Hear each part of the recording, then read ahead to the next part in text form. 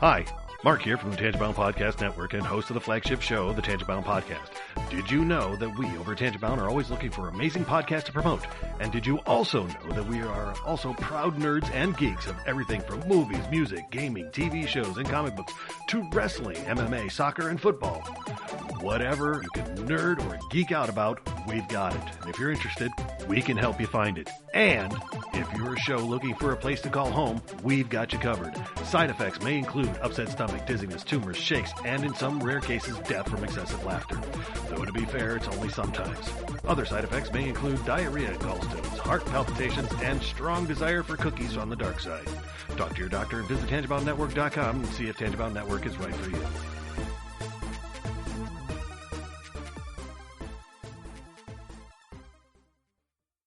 We're not doctors, therapists, trained professionals of any kind, so if you feel you do need help, please reach out and get the help you need. We have a whole list of things on our files page over on Facebook at facebook.com/crazylifepodcast, and or just search on the internet for the suicide prevention hotline number, or go to NAMI.org or whatever resource you can find. But just please reach out for help if you need it. If you feel as though you're going to harm yourself or others, definitely reach out. And try not to be alone. Also, if you feel that way and you realize that you're writing a note or making plans of how you would do, like harm yourself or others, definitely reach out. That's a huge red flag. And lastly, please do not replace the idea of therapy with listening to this show. Again, if you need help, please reach out and get the help that you need, or contact us. We can try to help you find the help that you need.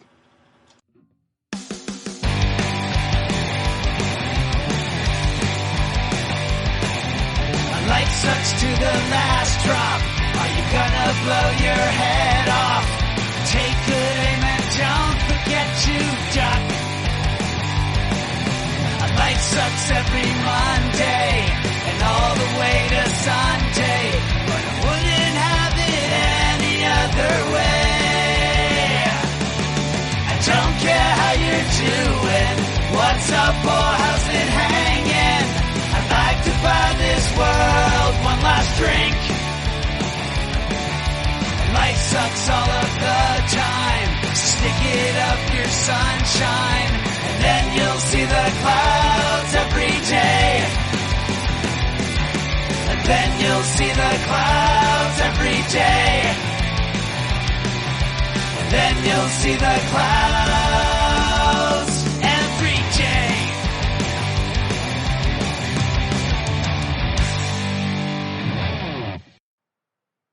Hi, I'm Jen, and with me is Brian and Henno, and this is The Crazy Life. Wow, new intro. Yeah. Wow. I was like, what am I listening to? What is this new thing? Yep.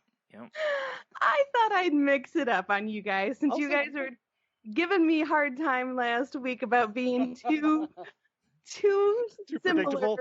No, too predictable. it's just, we all do it. Anyone who does a podcast, you pretty much have your, like on Salty Language, I always do the same thing at the end. My intro's the same basically every week, so it's done mostly just because it's, it's easy, so you don't trip all over yourself, allegedly. Like It took me a bit to kind of come up with something different. I was struggling with it, so I'm like, yeah, we'll give it a try. Mm-hmm. Like, where are the heralds? See, it's funny when you say heralds, the first thing I think of are the heralds of Galactus. Of course you do. And I'm like, I just think of the old couple named Harold, but like Harold. Yeah. 6 Gladys. feet. 6 feet, 6 Harold. feet, Harold. Yo. 6 feet, Harold. Oh, man. It's funny. Can I say, like, have you guys noticed that the whole 6 feet thing seems to be getting more and more ignored recently?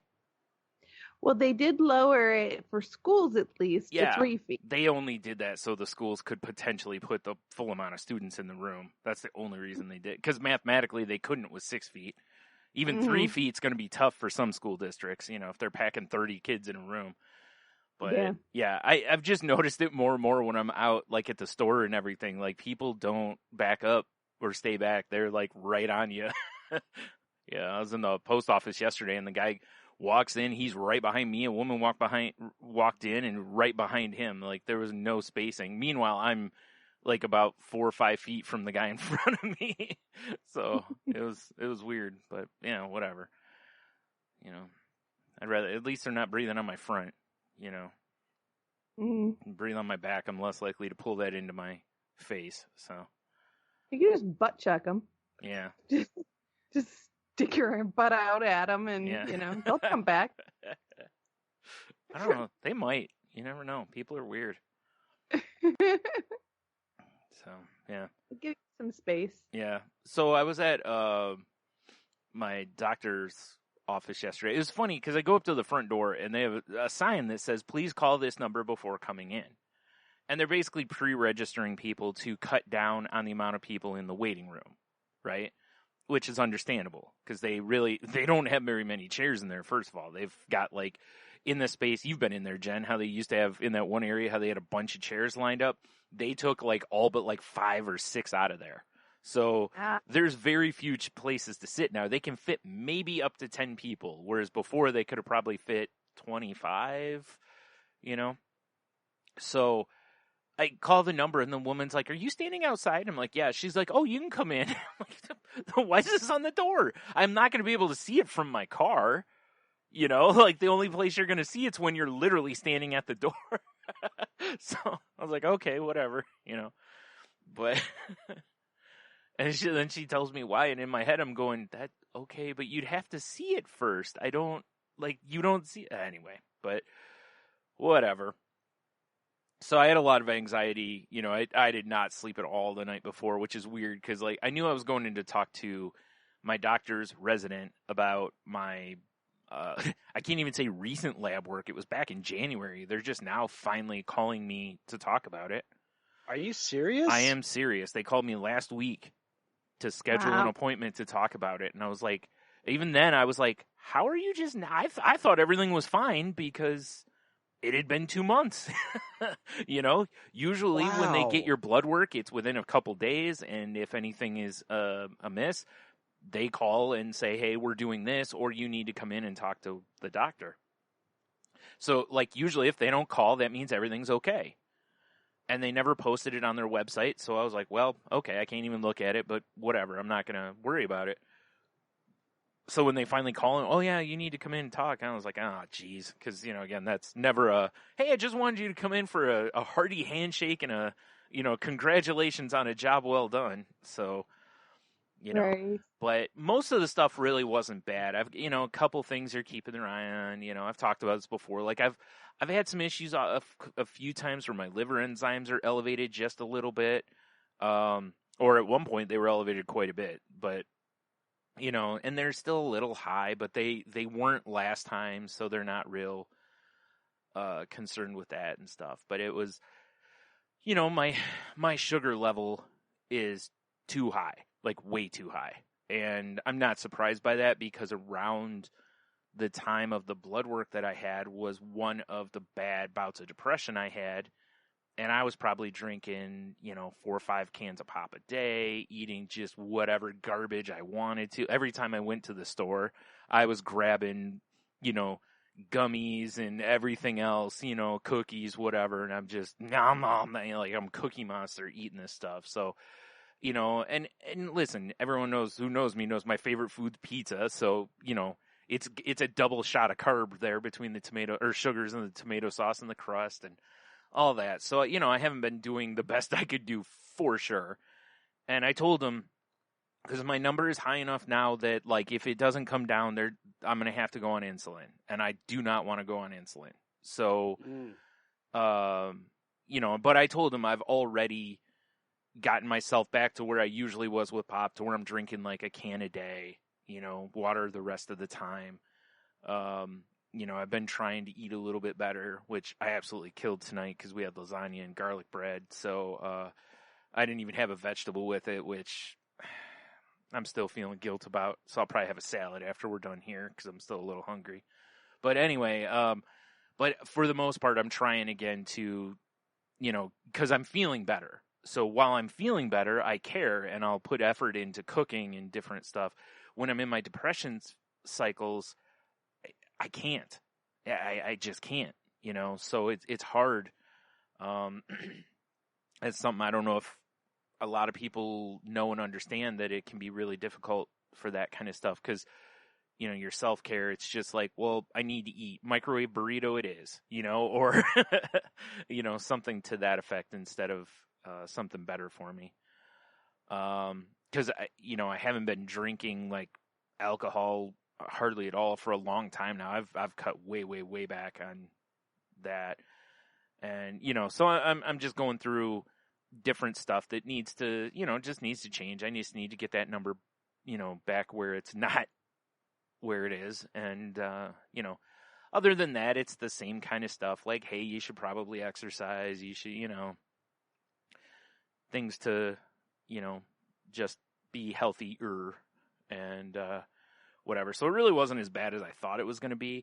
But when he was like, well, let me go talk to because I was talking to a resident, and he can't write prescriptions and whatnot to me. So he went and actually talked to my doctor about the sugar situation, because he's like, he's like, when you hit this number, he's like, the ADA recommends insulin. He's like, but we really don't like to put people on insulin. So, so they put me on another medicine with what I'm already on to try to get that number down. I'm going to have blood work in a few months, blah, blah, that kind of stuff. So whatever.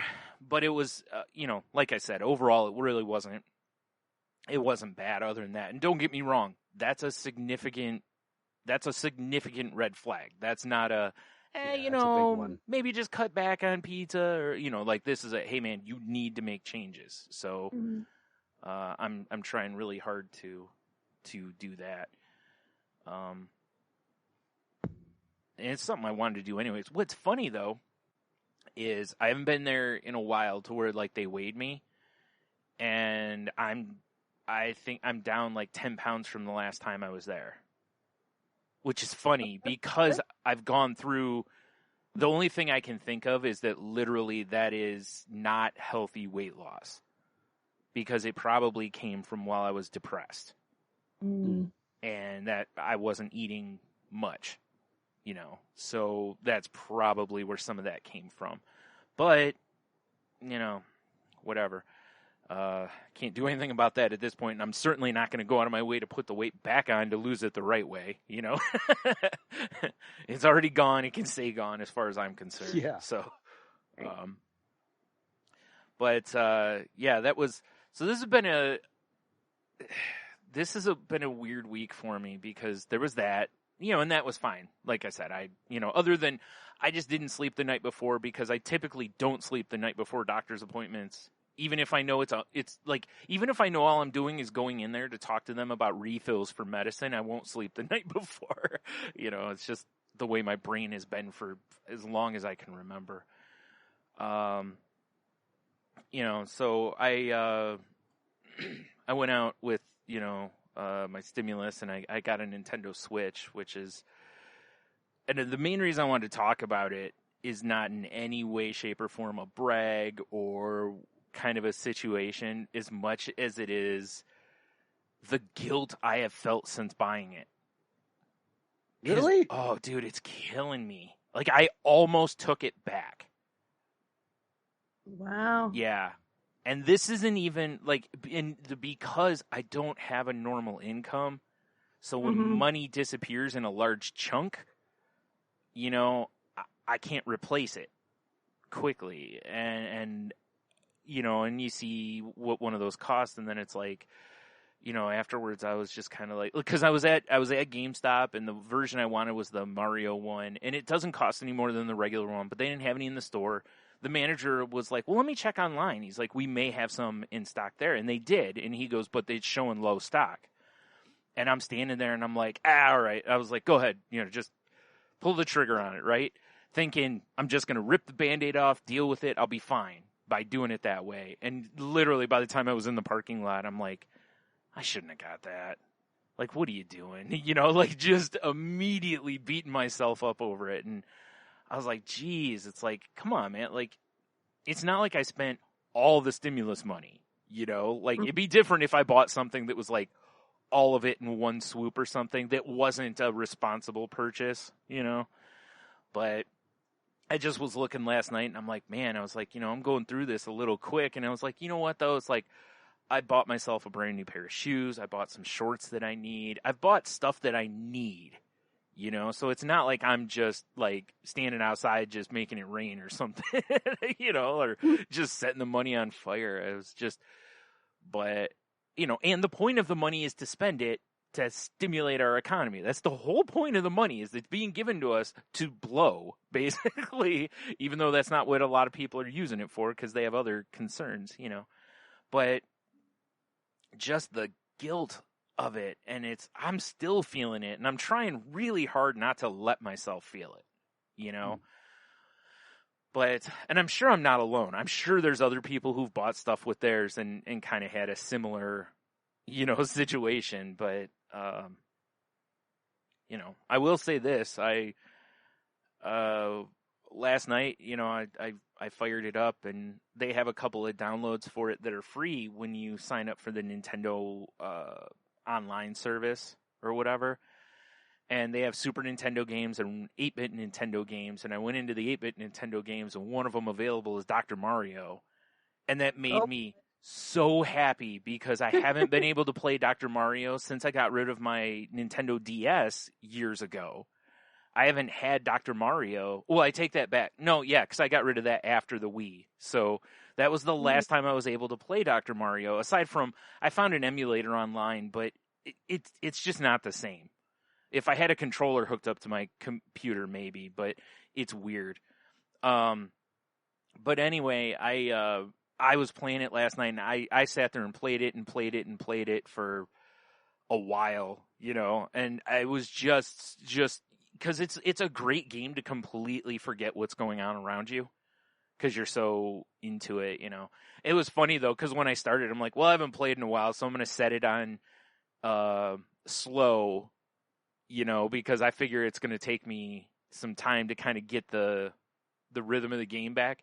And what ended up being the issue wasn't the game as much as it was the controller, because of the way the controllers are mapped now. The button that you use to select things is usually the one closest to, like, if you're looking at a plus sign, it's the one at the bottom, right? Which is like X for the, well, it's called the cross button, whatever, on PlayStation. I think it's X on the Xbox. Well, on the Switch, it's mapped like their Super Nintendo controllers more so, to where A is to the right, B is down, X is up, and Y is to the left, right? B is back out of everything. A is select things. So it's backwards from what the Xbox and PlayStation do. So I constantly was backing out of things as I'm trying to go through these menus, like going like to select a game. I kept backing out. I'm like, dang it, hit the button again, back out, dang it, you know, just it's just, I'll get used to it, but it's one of those that it's very similar to like when I used to have to switch between a Mac and a PC, the shortcuts, because you go from a Mac, they had an open Apple button, or the command button, whatever it was, to the alt button on PC. So you had, you know, every time I would hit I'm like, dang it, you know, because I'm hitting the wrong shortcut. But it was just funny how long that curve took me to get over. I'm like, I've been playing video games my whole life. You'd think as soon as I start, I'd be like, oh, okay, whatever. It's just different, whatever. No, my thumb wants to. I've been playing Xbox and PlayStation for so long now that my muscle memory is select is low, back out is to the right, you know, and that's not how it is. So, yeah, I had to teach myself that last night. But once I was in the game, it was fine. And actually, after just a few rounds of it, I was like, all right, I got to turn the speed up because this is too easy. So, I put this pro. No, I'm not. But well, the thing is, like, I want to play the game because I enjoy it and I find it relaxing because you kind of just get entranced into the game. But I don't want it to be to where I'm like sweating, because then it gets my anxiety up. So I got to find that balance in there. I used to play on the really high levels of it because Jen and I would have played against each other a few times, and she's pretty good at the game, as well. So, she's better at it than I am. And when we would play, it was like we were playing at higher levels because there's no point in playing at that low level because it's like you could literally like, okay, I set one piece down, I can walk away, get a drink of water, come back. Oh, the next one's coming. That's how slow it is. The other one's like boom, boom, boom drops. So, it was just really nice though to pull that. And I saw a couple other games in there that are just the nostalgia of being able to play those again is going to be awesome. So that, I think that really helped fight the guilt part because I was like, and it's like, yeah, but look at these things you haven't been able to play in years. You're going to be able to play these again, so I think I'll get over it, but it was just I thought it was worth bringing up, because of just that we've talked on here about buyer's remorse and stuff various times. And also, like, do you need this kind of a situation? And it was like, nope, I sure don't, but I'm going to get it. And then I'm going to be responsible, so that was my I don't even know what you want to call it. My smile gift to myself, from this, and then the rest. There's nothing wrong with treating yourself. Right. And, we've talked about it before on the show many different times in different ways, but allowing yourself some latitude to just be happy. Yeah. And that's okay. Well, and it's tough for me because, with depression, you are constantly telling yourself you don't deserve it. You don't deserve happiness. You don't deserve whatever, that kind of stuff. And, there's a lot of baggage for me to fight through on this, but, whatever. Actually, that was something else at the doctor's appointment is, I made an appointment for therapy again, and looks like I'll be able to do it in office this time, which I really hope so, because it's so much better. It feels so much better, and it's been a while since I haven't been to therapy this year yet. So, because I had a couple appointments, but I rescheduled them, and then she rescheduled one. It's just not worked out yet, so I need to make sure that on my end, I'm going to this next one.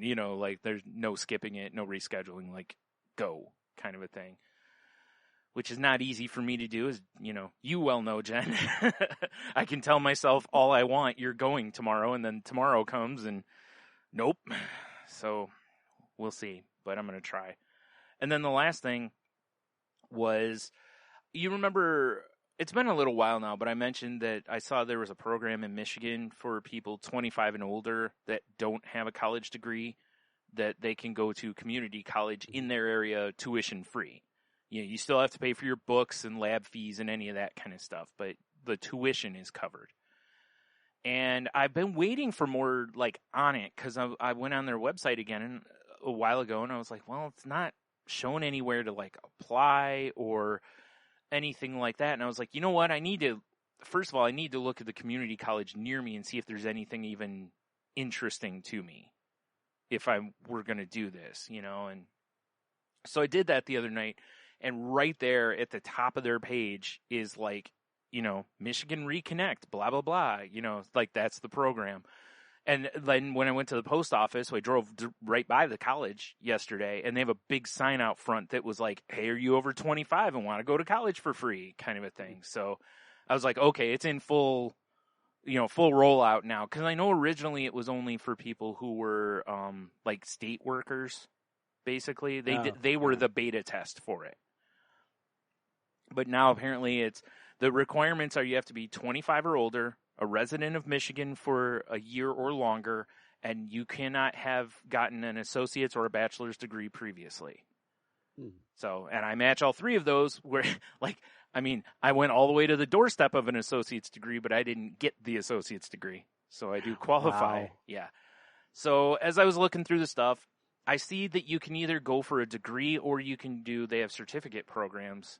Either one will be covered by this program. and they have a lot of graphic design certificate programs. And I was like, I'm going to talk to them because I don't really want to go back through all the like fundamentals of drawing, the blah, blah, blah. Yeah, I could use the refresher. I haven't drawn in a long time, all that kind of stuff. But Jen, for me, watching me go through that last time, you saw how frustrating that was for me, Yes. And really what I want and need is a really good brush up on, not just a brush up, but learning how to use what's used in today's graphic design world. All the programs. Because when I used the programs, it was, 27 years ago? Because the last time I was in school and I was going to do design stuff, I was still mired in the, art history and all this other. And it's like, I've already taken all this stuff. Like, why do I have to do it again? I tested out of some stuff, but some of it they wouldn't let me. And like for this one, I was like, it's kind of the same thing. If I go through the certificates thing, I don't think I have to take all the other stuff. Whereas if I go for the degree, I should be able to test out of some of it, with my previous transcripts, but some of it you may not be able to. It just depends on how things transfer and work and all that stuff, But it was like, I really don't want to go for that stuff again. I don't need it. Now, don't get me wrong. If it ends up being there where they're like, you have to do it, and I decide I'm going to do this, then yeah, of course I'll do it. But I would just rather go for what I feel I need and be able to just go from there. I mean, if you look at the amount of years of art courses I've taken in my life, drawing courses, let me rephrase, drawing courses, there's probably very few people working in a field or any sort of coming through college that have more experience in that than I do. Now, they've probably put in more work outside the classroom than me, but as far as the just getting the grades part, it's like, yeah, I've always done it and I've always passed them, so it's like, I just don't want to do that again. Like I'm not interested in spending a ton of time, running in place, as it were, even though I know it isn't, because any practice is good. There's nothing wrong with practice, but I just want to learn how to do the other stuff, if for no other reason, so that I can actually design stuff for my own podcast and different stuff. Like some of the stuff I've had ideas in my head, and I'll sit down and go, I don't have a clue how to use this program anymore. I don't know how to do this in here. And I know there's a ton of tutorials out there, but the problem is that they aren't necessarily like, if I'm like, I want to do X, Y, and Z, they may not cover X, Y, and Z. They might teach you other stuff that get you near where you want, but it's like, I need someone to teach me how to do what I need to do, and stuff. So anyway, I contacted the school and kind of asked them a few questions, and they want me to call and talk to a counselor. It looks like they have online classes available. So that's an option for me, even though the school is, I kid you not, Henno, the school is less than 5 minutes up the road. That's great. But you never know, because this is one of the campuses of the school. Technically, it's in Monroe. This is another location, so you don't know what classes they may or may not have. Whatever. It's graphic design. They probably have them there too, but who knows? So this gives me a little more freedom in that realm as well. So I don't know. Because I looked at the other programs they have, and nothing really. Honestly, the only other thing I looked at that was like, it's something I could do is accounting. So, because math and numbers have always come really easy to me, so it's one of those things where I could probably do that. I've talked with a couple people I know that are accountants, and they've given me kind of a, here's what we do and blah, blah. And it's like, yeah, I could probably do those things, but I'm also the type that I'm weird about the jobs and situation stuff out there, because it's like, I don't want to be responsible for someone else's money. You know, like I don't want to make a mistake and cause somebody, you know, so it's similar to like the reason I didn't want to go be a tattoo artist. You know, one of them was like, I'd be so afraid of putting a bad tattoo on somebody. Yes, the pressure and the stress could Yeah. add up quick. And it's just a matter of me knowing myself a little bit. Now, granted, by the time I go through the program, I'm sure I'd be confident enough to, you know, it'd be second nature, but still. Yeah, like the basic bookkeeping functions aren't. I mean, the worst thing you do is you make somebody mad because you didn't get the paperwork in time for the paychecks to land on the right date. Right, exactly. Yeah, it's, you know, that's why I said I understand that really it's hard to bugger it up. Taxes are a little different. You know, you could bugger somebody up with their taxes.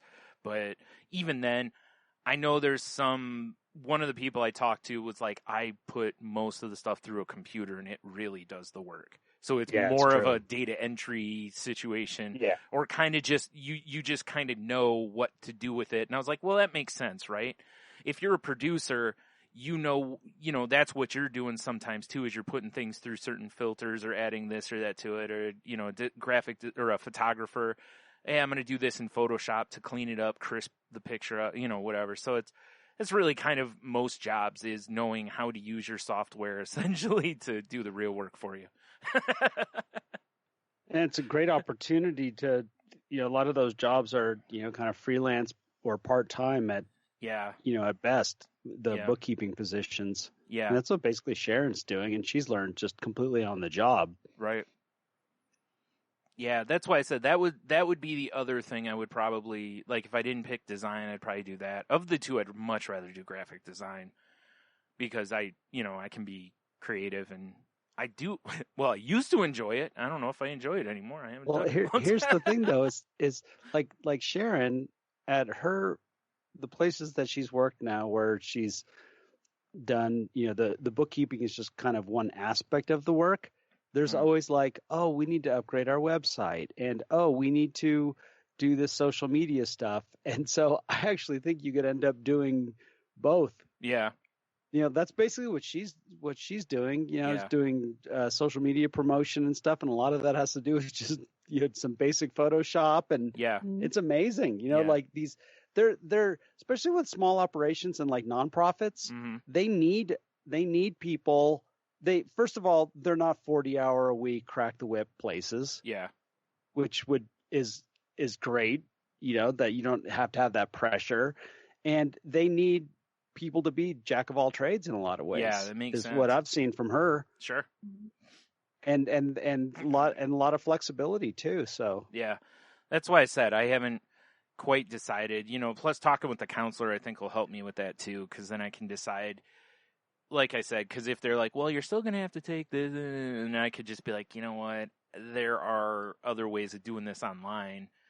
You know, like that I can do this without having to do those things, because like I said, my main interest in it would be, gainful employment would be awesome, but I also would like to be able to do stuff for, like I said, for like what I'm already doing, you know, because then I could potentially also offer it maybe for other podcasters, you know, like, hey, do you need a logo? Do you need a t-shirt? You know, whatever. I can help with some stuff, you know, for a price, of course. But because it really, a lot of these job opportunities do come down to is, do you know this software? It is. They're just looking for anybody that knows the software. That's why I'm less concerned about the other part of things, because I know how to draw. I know whatever. I'm not the greatest at it. I know it's because I haven't put the work in, blah, blah. But there's also an element to it that, like, you know, I need to be comfortable doing stuff on the computer programs. That's where the big problem is. Because really what I would be otherwise in the workforce I would be one of those people that was like a designer before computers were used. Yeah. Then they introduced Photoshop and all this other stuff, and these designers were like, I don't know any of this stuff, and if you didn't adapt, you're a dinosaur, you know, you're pushed by the wayside.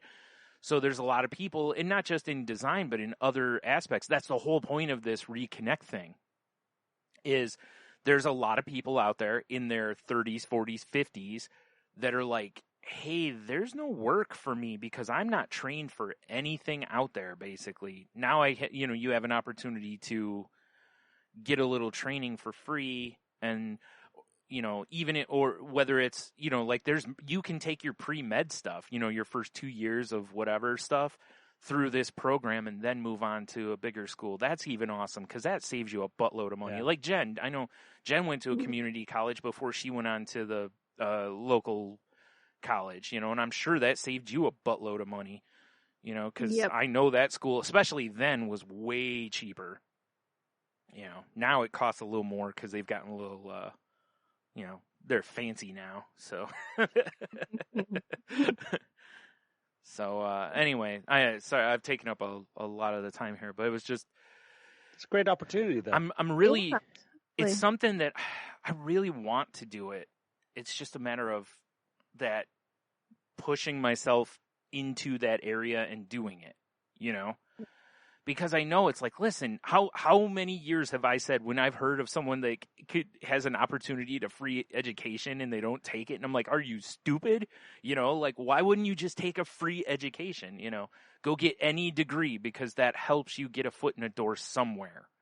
Even if it's not the field like everybody I know that went to school with me for graphic design, I don't think any of them, or maybe one of them, is working in that field, So, but having a college degree has helped a couple of them get other jobs, so it's just an important thing for that, even though,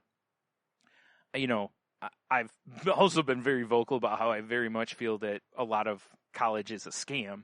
But in this situation, it's hard to call it a scam when it's again, it's not completely free. You still got to pay for books and supplies and all that, which if I go into design could be very expensive.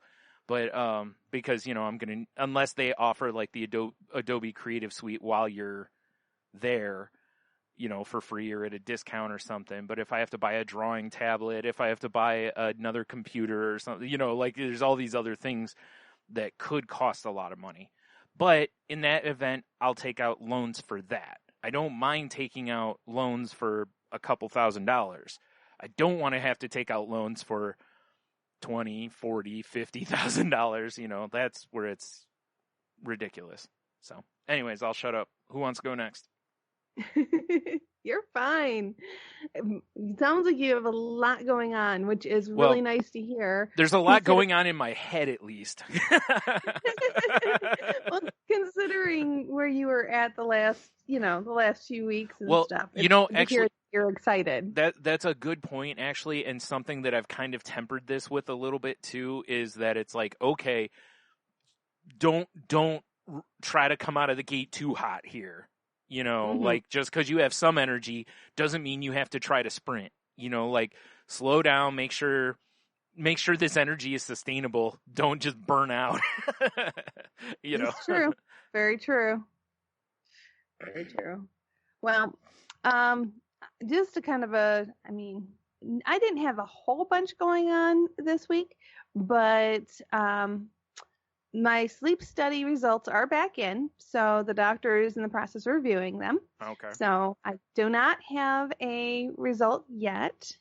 So hopefully I will hear back. They said they would call me in probably the next couple days or so. So maybe tomorrow, maybe Monday. So hopefully by the next podcast, I can share with you guys where I'm at with that. We have, what else is going on? I did go, I am in the process of interviewing with my same company for a promotion. I think I mentioned that last podcast. So I'm in that process right now, which is going really well. Very interesting.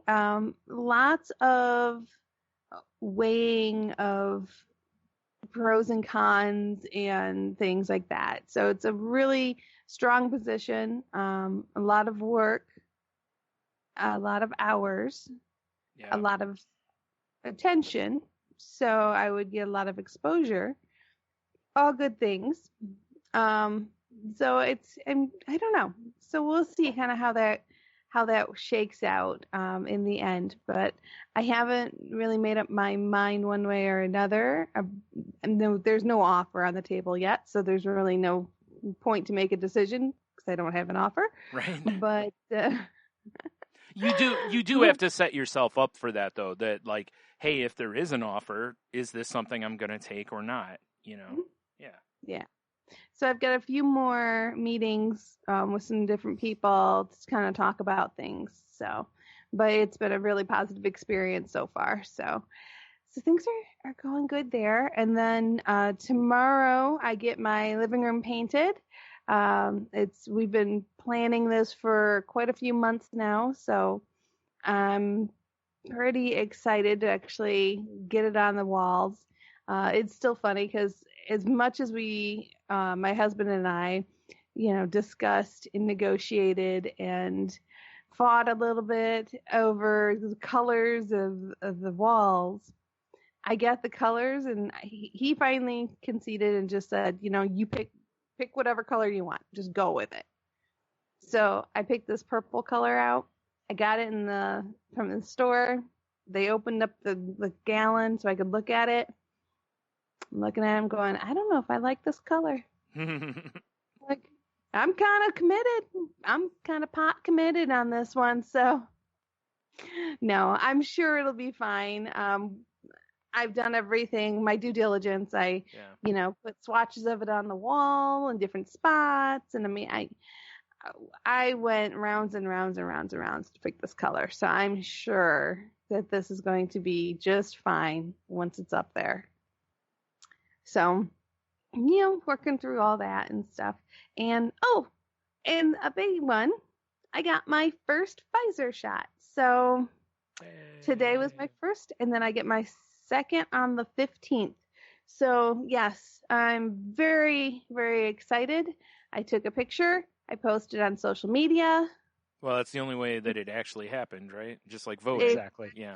Social media needs to know. Yep. I made sure that all of my personal information was not in the picture. Yeah.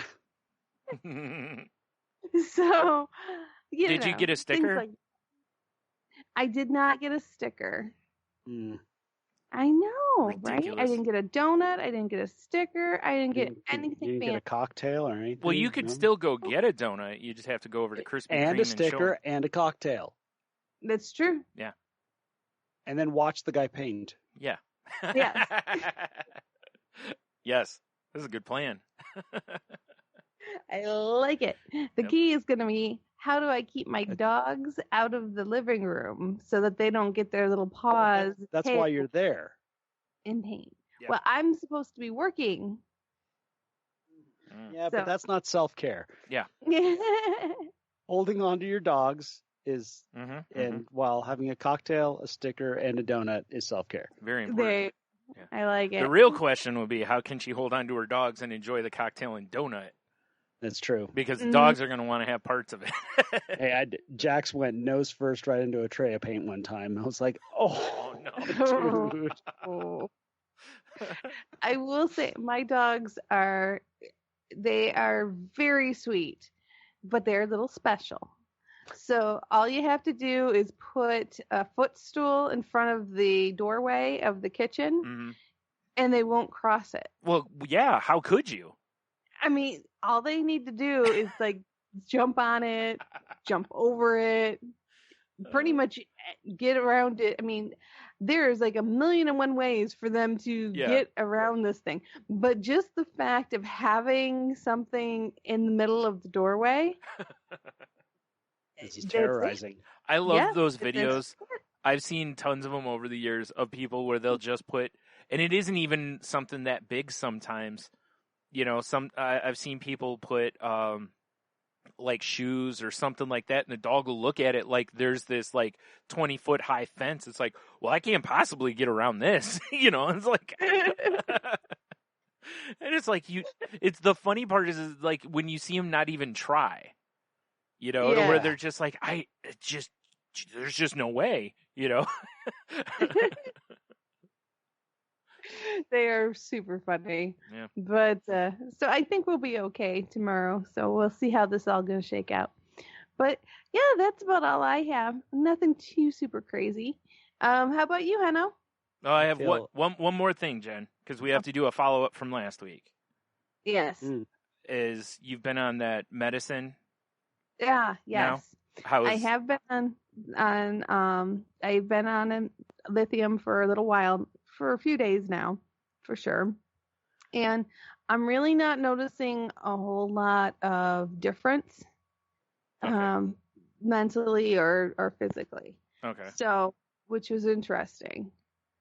So, I'm doing okay. I'm doing fine.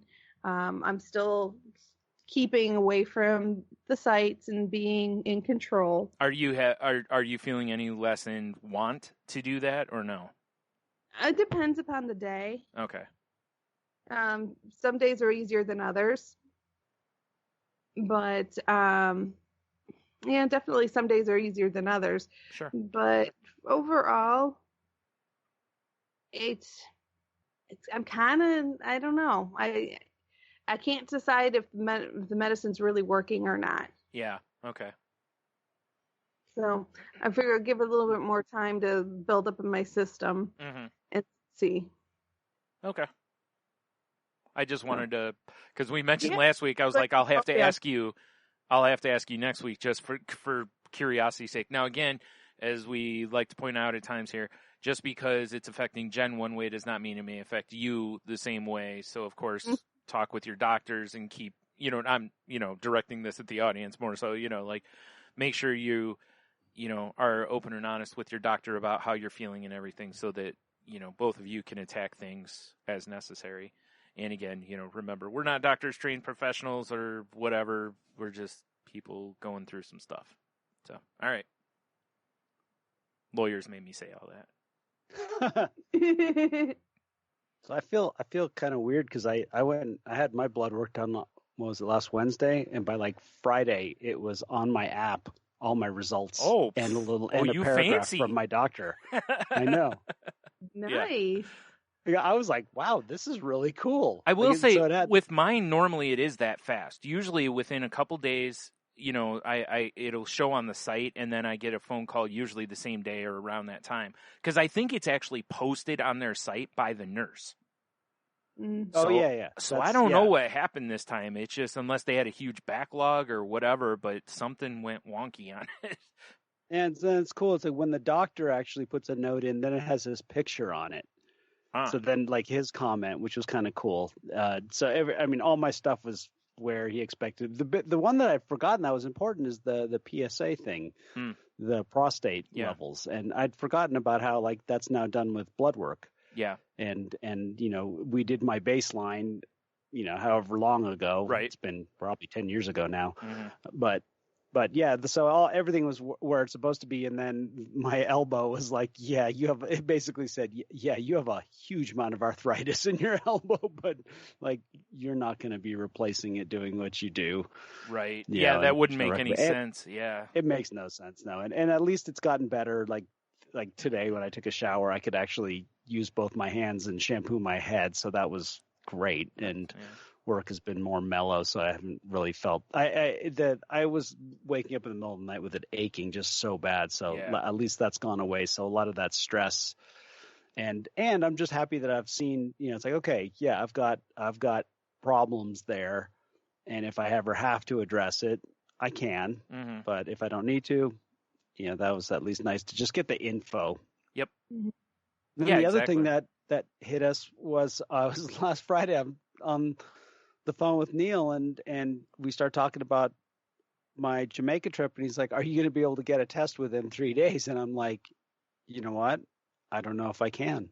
Yeah. And the COVID test. And I started looking, and I'm just like, the more I looked, I'm like, I can't get a test in time. Well, I can't get a test guaranteed right in time of my flight. More than likely, I would have the results in time. But if you didn't, yeah. And it so you wouldn't know it until like the day of the trip, basically, if you weren't going to get it. And it's just a level of stress that I don't need. Yeah, and there was like, we spend so much time, on the phone together, and we're both looking just online. And the thing, it's just, if I was in a city, there would be so many options. That's the funny part. Anybody I tell the story to that's in the city, they're like, what are you talking about? So easy. I'm like, I'm like, yeah, you just go down to the pharmacy. I was like, all right, we have 3 pharmacies. Yeah. No, I take that back. 4 pharmacies, and 3 of them are now focusing on vaccines and not testing. Sure. So then that leaves the hospital. Hospital won't do travel. Right. Because they'll save it for people that need it. So that left a clinic that only does Tuesdays and Thursdays, and we leave on a Wednesday. Right. And then finally the one pharmacy, they send to a testing facility in Boise, and it's like they'll say, we'll get it back in 72 hours. So the option would be to drive to Boise on a Monday, get the test done at the lab, and still hope that we get it. Yeah. And so it was like, okay. That's just pushing it too close. It wasn't worth it. Yeah. So we were at this point of like canceling this thing again, which was just such a bummer. Now, out of curiosity, if you were fully vaccinated, do you still have to have the test? At this time, there is no vaccination exception to the testing requirements. I didn't think so, but I wasn't sure. So, because April 15th, there's supposed to be some new changes. And then, depending on the country you go to, it's different. Yeah, right. Like that there's specific lab requirements for Jamaica. Like they literally we want the lab to be these accreditations or whatever. And so I looked at like, well, what if I did it a day later? On Thursday, and it's like Thursday's a really popular flying day, and all of a sudden it was like, all right, this price goes. It was funny. There was one price. Well, I was looking at just changing the one way, and everything got really expensive pretty much. And then I was like, well, that's not going to work. And then finally, it dawned on me. I'm like, well, why? Who's to say I can't leave on a Friday? What? It doesn't matter. And I looked at it. It's actually one less PTO day. One of the reasons is I try not to take too many Sundays off because I have to have that covered by somebody, and that means my coworkers need to cover me. Oh yeah. But what happened? One of my coworkers on vacation. He's taking 2 Sundays, so I'm like, okay, Omar owes me one, so we're covering his Saturday. So sure. Yeah, and I just made called. It was great. As the airlines have been awesome. Like I'm really happy to be on the phone with them. It's not frustrating. I mean, it is a little bit because I'm looking at luckily I can look at what they're looking at. So, we had some little mix-ups, but got the flights changed. I got everything changed. And so now it's like, okay, we can schedule the test and we'll have it in time. And I got dog sitter set up. Yay. Friend of the show, Kiki. Yay. She's going to come over and watch Benny and Bogart. So that's really exciting. Yeah. Cool. Well, I'm glad you got that sorted out. Because again, it's just like you said, it's just one of those things to where it's like, yeah, you might have been able to, but it's like just in the meantime, you'd have all that stress, and then those few days you'd have elevated stress from, that's it. Are we going to get it or not? That's and it. It's just this way, boom, boom, whatever it is, and your stress is gone again, probably about it, right? And it's also when you start looking at something and you're starting to see little hurdles. And this is my lesson. Once I start seeing a couple of hurdles in front of me, I'm like, okay, that's a lot of jumping, and that jumping means I can trip. And so as soon as I switched it, it was like one hurdle got removed, another hurdle got removed, another hurdle got removed, and it's like, okay, yeah, this is the path I'm supposed to be on. Yeah. Because again, it's like that gut feeling. It's like, okay, this is how it's supposed to feel when you go on vacation. Right. And so it was, and I was totally. I already talked to my mom. I said I'll come visit you, and I won't take the full vacation, but I'm happy that's happening. And we got our new couch now, and a rug just showed up, and the new couch is like a third of the price of the one that went off into the ether somewhere in CB2. By the way, don't ever buy anything custom from them. Right. There's an alternate universe where you're right now. You're recording on that couch. Surrounded by single socks. Yes. Exactly. Yeah, it's where all the things went. That's what it is. Those socks are just jumping up and down on the couch. It's their universe. Yeah, along with Thor and Hulk. Yeah. In that spoilers. Jeez. No. Yeah. Yeah. So it's been like little things to because I didn't feel like I was in a very good place last week, and it's nice to just have a little shift. Yeah. And it's interesting what it takes to how that happens, but again, it's like my friend Bill likes to say, when you're in the hospital, you want that little blippy line as you're hooked up to the machine to be going up and down and not in a flat line. Yeah. I've heard that. Yeah, that's the right move there. That's the right move. A little ups and downs, not a problem. Right. It's that flat line thing that no bueno. You don't want that. Yep. But but both of you and to a degree, our little catch-ups today tie into a topic that will be brief because we've done a lot of catching up. Yeah. And it's something that I thought was good to throw out there because it's a bit of a long article. We got the link will be in the show notes. I'm just going to read the first paragraph and go to the questions at the end because I think the questions are really good for kind of doing an evaluation of your life and kind of doing like a check-in. Mm-hmm. So the article's called "How Are You Trading Your Time, Energy, and Life?" And it starts with a quote from Henry David Thoreau. That's, "The price of anything is the amount of life you exchange for it." So we all make trades in life. We trade our time. We trade our energy. We trade our hard-earned money. We trade our attention. Many of us move through life in constant motion, never stopping to reflect on where that motion is taking us. Is it helping or hindering us? If the trades we are making daily are letting us live our best lives, are the trades giving us more quality time with those that we care about most?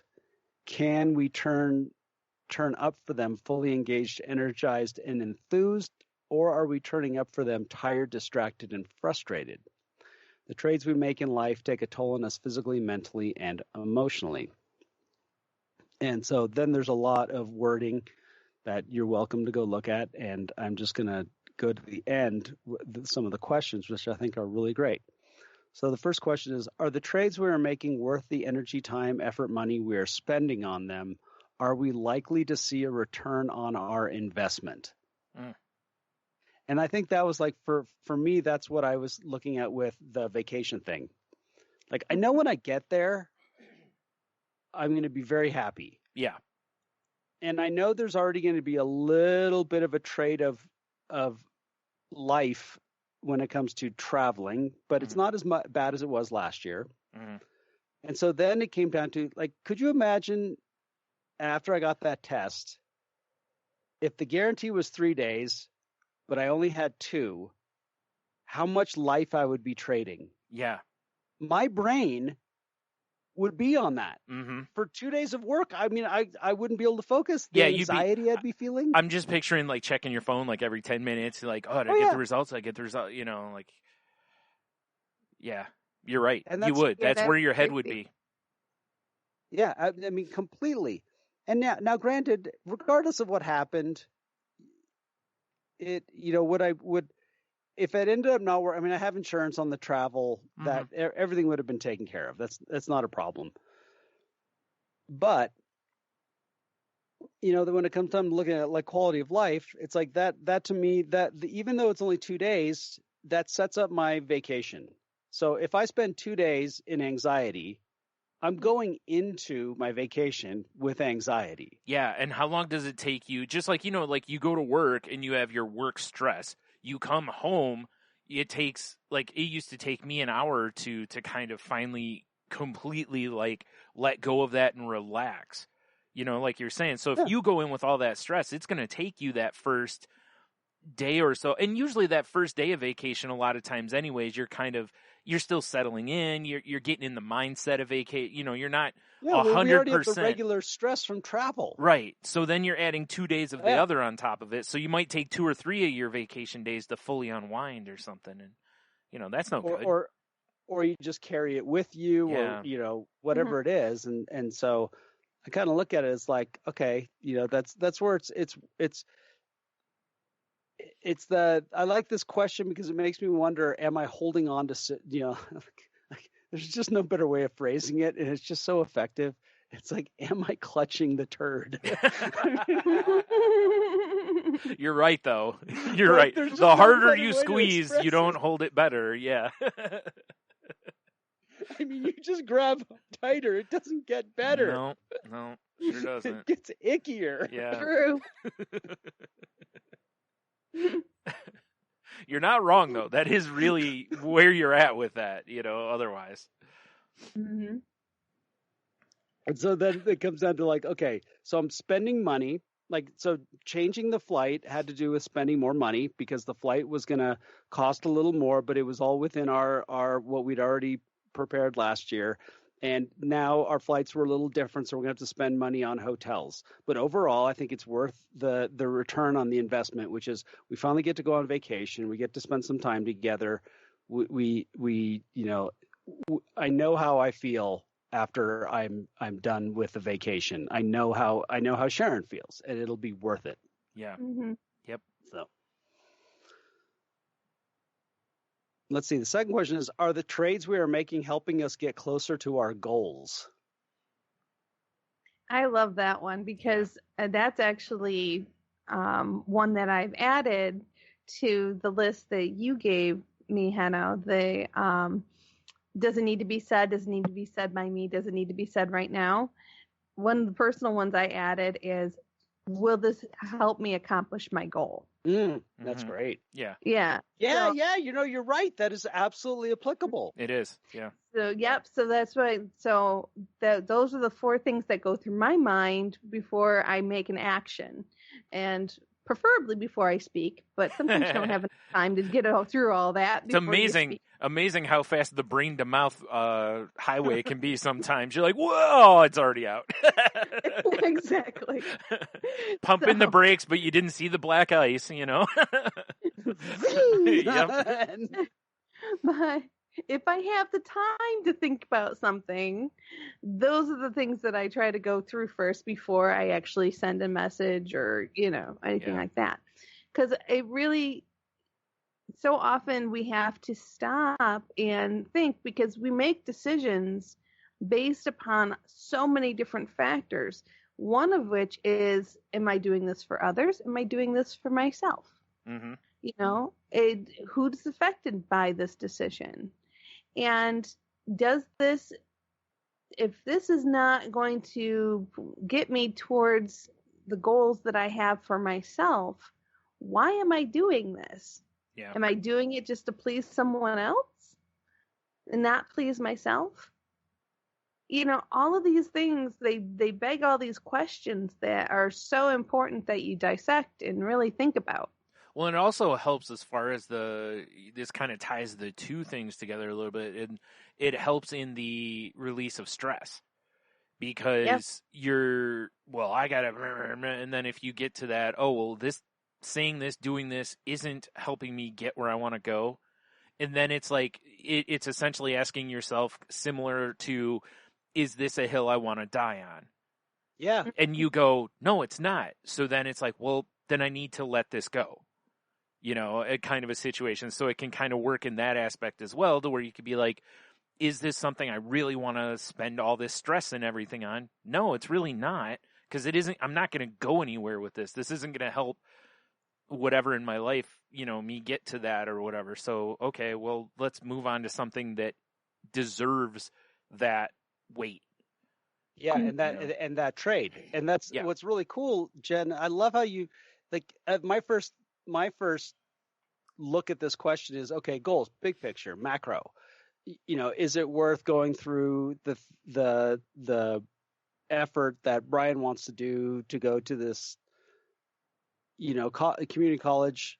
Does that get you further to the big picture goal, or does applying for this other job get you towards this big picture goal? Mm-hmm. But it also applies to the micro level, and as simple as, do I want to bring this up in this meeting? Mm-hmm. Do I want to send this email? Yeah. What is the trade? Because do I want to ask this question that is going to make this person look at me with how dare you? Eyes. Yeah. Even though you think it's a perfectly legitimate question, this person is the judgy type, and they're going to look at you like, you're throwing everything off track by asking what you consider a legitimate question. And that idea that what's your, and this changed the word goal to motive. Mm. What's your motive here, for this? I love that. That's great. Yeah. It applies to two things. Let's see, the number 3 is, well, Jen kind of touched on this. Are the trades we are making beneficial to our relationships? Are we present and available for the people we care about most? And really, that's a great, like with the situation Jen's in right now with that job, when you heard about the involvement potentially, that it needs and everything, is this going to take you away from time with your husband, time with your dogs, time with your friends, whatever those things are that we all value? It's like, yeah, donut and cocktail time for yourself, even, that's a relationship, even. And, so it's one of those things that you do have to consider it, because that kind of trade-off, you can't just manufacture free time typically. Don't get me wrong. We all could have an efficiency expert come into our lives and show us all the free time we actually have. But you know what I'm getting at here is that, like if you're working 10 or 12 hours a day, you're going to be tired. And also, a lot of people after 10 or 12 hours might be a little cranky from working 10 or 12 hours. And next thing you know, maybe there's a little more fighting at home or with their friends, or, it's just, or coworkers even, you just start kind of snipping at each other a little bit. And these are all things to consider, and how much value you place on on those things versus, money or goals or a job or whatever. So they're definitely things to keep in mind in the whole process. It is. I mean, it's really, I'm trying to be as strategic in my thought process, in my planning as possible. Right. So I'm really trying to keep it as non-emotional as I can, and really look at the facts and really identify what I need and what I can bring to the table, and find what the best match is for me and for the company. Right. So, yeah, because if you're not happy in that job, you're not going to give them what they deserve out of you. And, correct. And if they don't give you what you need and deserve, then it's just not a good, it's not a good match at that point. So you're right. You want to try to approach this as best you can, because it's not fair to either party for someone to go into something and not, have it work out for them. Mm-hmm. That's the part where I like the idea of, if you you take the personal out of it and you look at the negotiation, for lack of better words, like, are we, am I your client? Am I your employee? Are you my employer? And that the employer is looking for a particular employee, the employee is looking for a particular employer, the contractor's looking for a client, and the client's looking for a contractor. And you're either a match or you're not. And it's not personal. Mm-hmm. It's actually, like you said, it's very strategic, actually. Right. And it comes down to, like, okay, is this a square puzzle being shoved into the round hole, or are we putting it into the square hole? Right. Mm-hmm. Let's see. The next question is, are the trades we are making leaving us energized? And I really like that question. Yeah. Like, I really like that question. I kind of touched on that a little bit when I was talking about the relationship thing of the, the trade-off of, well, this job pays this or this, but it requires, more hours. And it's like, so, do you get your, at the end of that time, what are the odds you're going to feel energized? Like, how long is that? Well, you never know. Exactly. Because, I can think of the days that I've put in where I went to work, it worked all day, ran down and to a gig, and then did loaded up all the equipment at my house, brought it to the show, set it up, played the gig, tore it all down. By the end, when I'm finally said and done and I'm walking in the house, it's almost midnight, but I'm energized. But it was a great day. Yeah, exactly. It was a great day. Yep. And sometimes work can be like that too. Yep. When you're feeling useful and you're feeling like you're, being beneficial to your goals and to, your partner, which is your employer, sometimes that can, you're tired, but you feel energized. Like, right. Like, wow, we really nailed it today. Yeah. And there are some definite energizing aspects to the new job. There's like the stuff that I'll be doing is stuff that is very fascinating to me, and there will be a lot of opportunity for me to explore different programs and different processes and all these things that are really in my wheelhouse and things that I really enjoy doing. So, there is that possibility too that 10 hours may not feel like 10 hours to me because if I'm enjoying what I'm doing. So that's not definitely an option too. Yep, exactly. And that's why I said, like, with what it says, you have to weigh that. Like, what are the chances of me being energized? And you're right. Given those things, there's probably a higher chance that you're going to come out of it energized at the end of the day versus I'm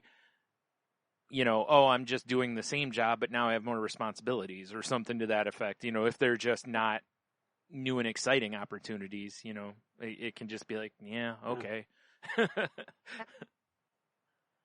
Like my sister got a promotion at the job she works at, and part of the promotion, though, is if someone calls off, she has to go cover their stuff.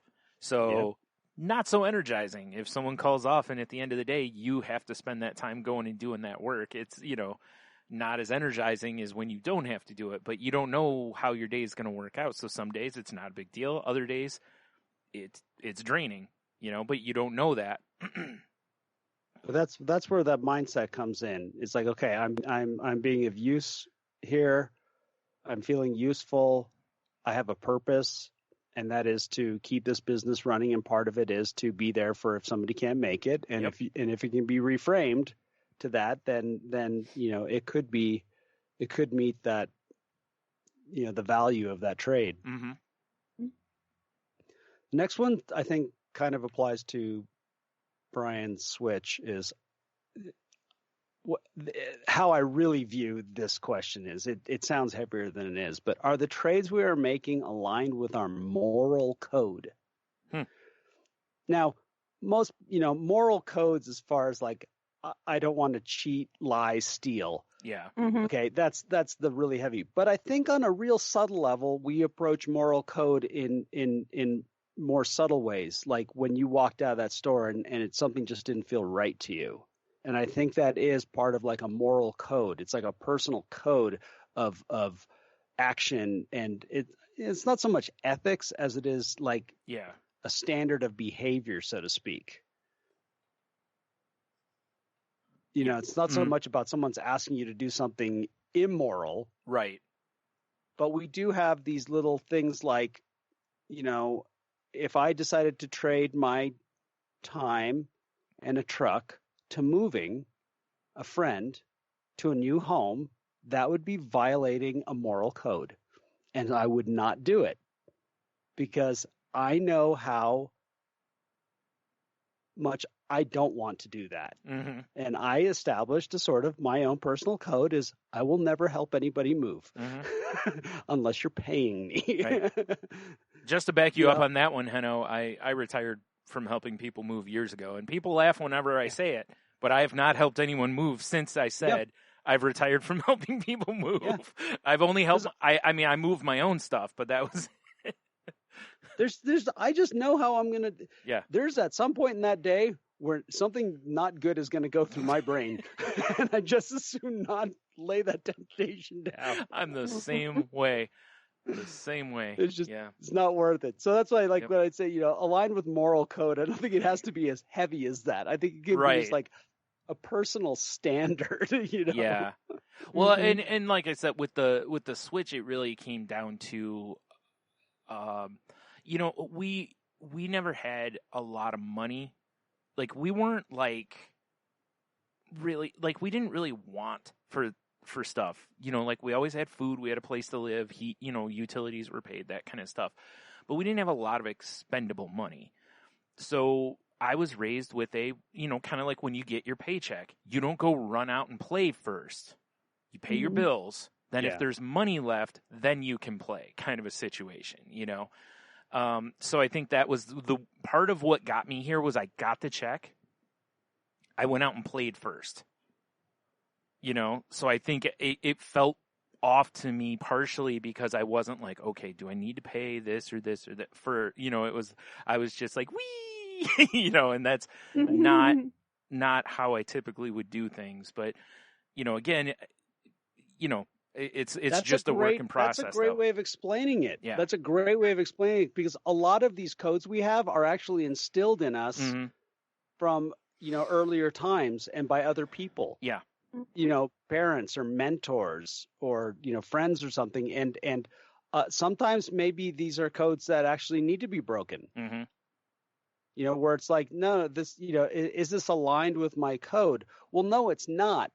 But is this code I have reasonable? Yeah. What is it? And this is, I'm going to tie it into the next question is, is the trade giving me the best chance of living a good life? Because I can think of like certain codes where it's just like maybe I need to break this because this is something that is not mine. It's not my tape. I'm playing somebody else's tape. Yeah. That was given to me. And I have a better chance of living a good life for me if I break this or just ignore it, because it turns out it's really not my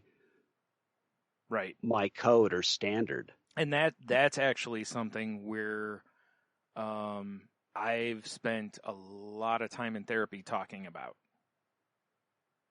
things that, that are instilled in us that are not ours, that we got from growing, whoever it was in the environment, whether it was a work thing or parents or whoever instilled those things in you, and whether or not, like you just said, whether or not they actually apply to you, or if that's just the filter you were given the world in, Yeah. And it's like, well, this filter doesn't fit you. Let's try a different filter that fits you, that maybe will make, like you just said, that can allow you to be happier or freer or whatever it is. So, this is one I'm living through at the moment and still working hard on. And it's hard. I forgot the word for it. It's like core beliefs. That's what it is. Yeah, They're core beliefs. And then they're generally instilled in you by someone else. But it's weird how with core beliefs, a lot of times we don't 10, 20 years down the road stop and go, this isn't right for me. Like sometimes we do. Sometimes, like you're brought up a certain way and you're like, yeah, I don't believe that way, But it's amazing how so many of us don't really stop and look at that and go, wait a minute, this is someone else putting this on me. I didn't decide this for myself. So it's definitely a good thing to look at. Oh yeah. Well, especially when it comes to this idea of trading, like, time and for money and, like workaholism. Yes. The origin of that can be not even from us. It can be from somebody else. Yeah. I got it from my dad. My dad worked and worked and worked because he owned his own business. So it's a skewed view, because when you work for yourself, you're going to almost always work long hours because, your name's on the door, basically. And sometimes you can't afford to pay a bunch of help. And there's all these reasons, And I did the same thing when Tony and I had our comic shop. I put in way too many hours into that. But it wasn't just there. I did it when I worked at Best Buy. I would work whenever, hey, call me if someone calls off. I'll stay and load trucks. Now, I got paid for all of it, but it's still, I was like, hey, whatever. I volunteered for every holiday, all the jobs I worked. That was my thing, was I constantly did it. I'll tell you what, though, if I were to go get a job right now, I'm done with it. So yeah, because you've maybe at that time it helped get you closer to your goals, right? Mm-hmm. And now that it was worth it. Well, now it's not. And again, it also was something instilled in me that now I can go, no, this isn't good. Like, it's not, all it does is drain my battery faster. It doesn't give me my opportunity to recharge, which, like I said earlier in our conversation, to me, when you look at that from a standpoint of, if I'm going into work every day at 75%, you can't get 100% out of me. So if I owe you 100%, because that's what you're paying me for, is to come in and give 100%. If I'm coming in at 65%, 75%, you're not getting your money's worth out of me. And I don't want to do that. I'm not trying to cheat anybody. I want to give you what you're paying me for. But if you come in and expect me to give, and even though I know it's mathematically impossible, please stay with me. If you ask me to give 120%, there's no way. And I'm not getting anything on the back end of that. And that's why, like you were just saying, that's where that trade-off comes in, to where you're like, hey, at the end of the day, I'm not energized. It's not helping me, because I also have seen enough times where people put in all that effort, and then the first chance the place gets, they cut you. Mm-hmm. You know, there's no loyalty. All that loyalty that you build up and give and all that stuff, most of the time does not repay itself. So these are things that, since I've seen that, that's why I said if I were doing it now, even though I had that other instilled in me, nah, it ain't happening now. I'm very much more likely to just put boundaries up now. And that's something very important for people to learn, is everybody deserves boundaries from you. You know, they don't have to be the firmest or, big, tall boundaries, but everybody deserves boundaries, because otherwise, they will run all over you. Work, friends, family, doesn't matter who it is, they will push. So anyway, right.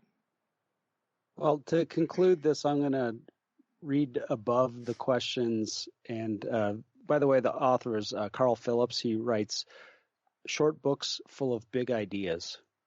That's in the bottom of the when you look at the article. I thought that was kind of neat.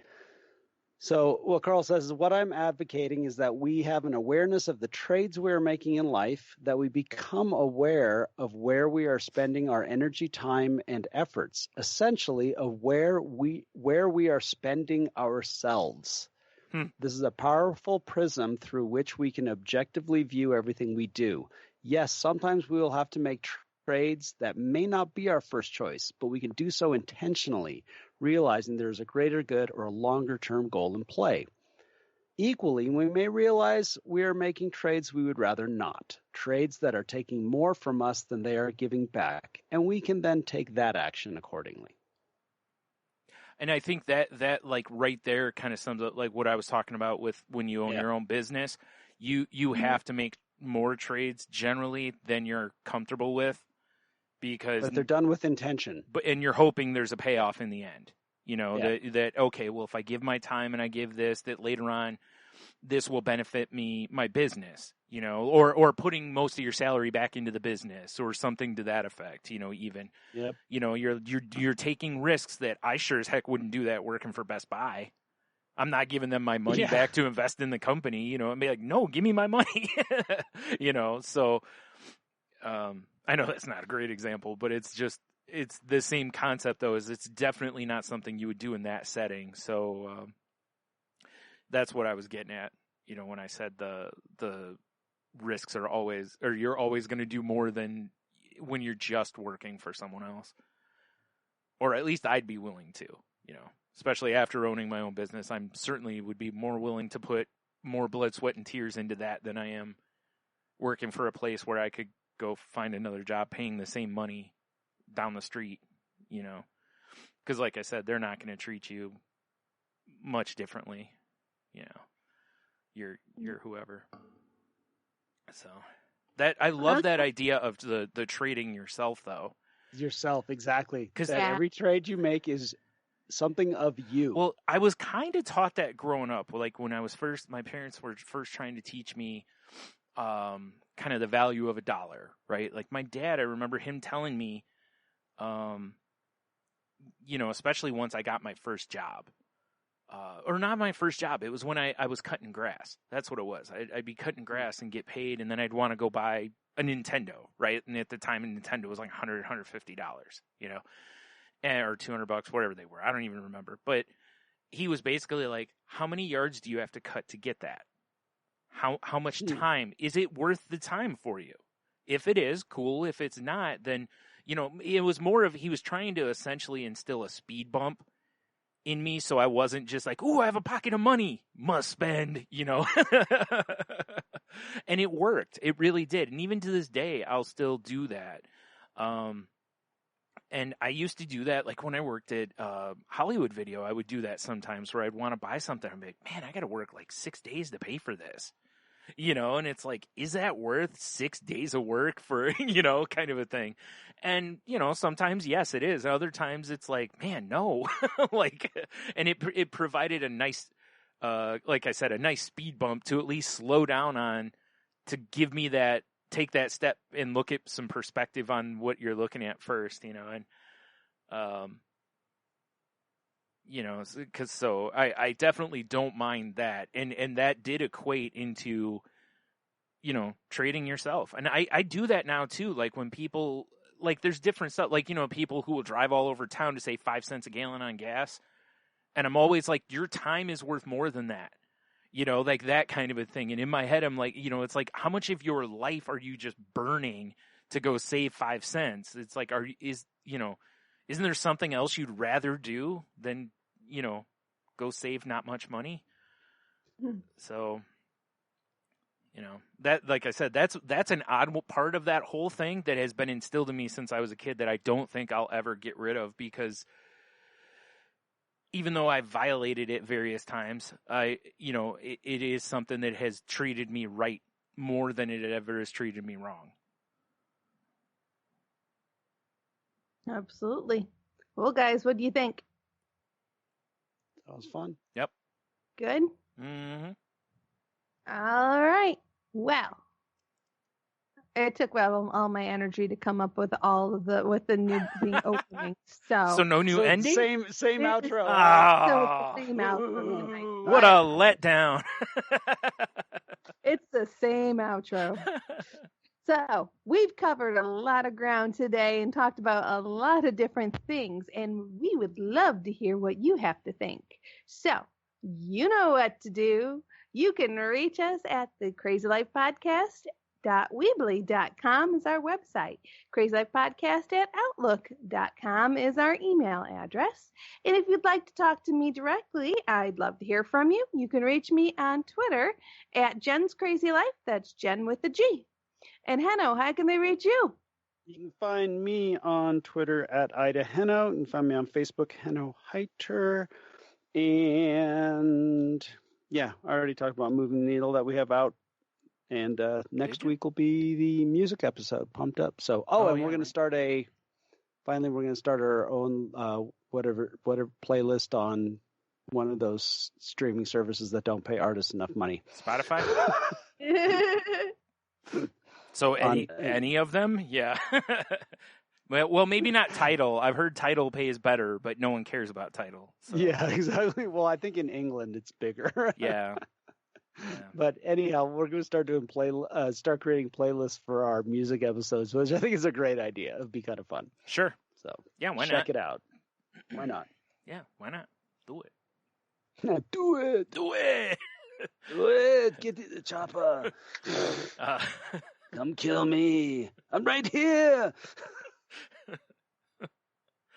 Oh, man. You can reach me on Twitter at Stunami. You can find my other podcast at salty_language or at saltylanguage.com.